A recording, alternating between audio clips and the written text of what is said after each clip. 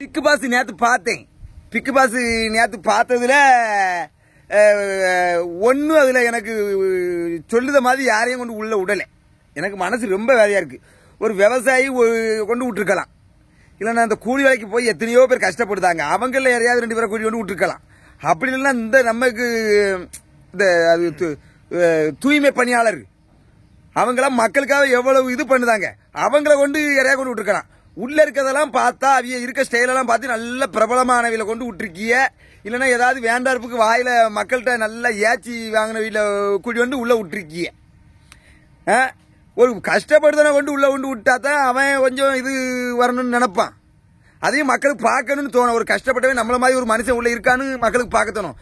இப்படி உள்ள கொண்டு விட்டுருக்கிய. ஒரு அக்காலாம் பார்த்தா அந்த அக்கா வீடியோ இப்போ தான் பார்த்தேன், அது ஆபாசமா வேற இருக்கு.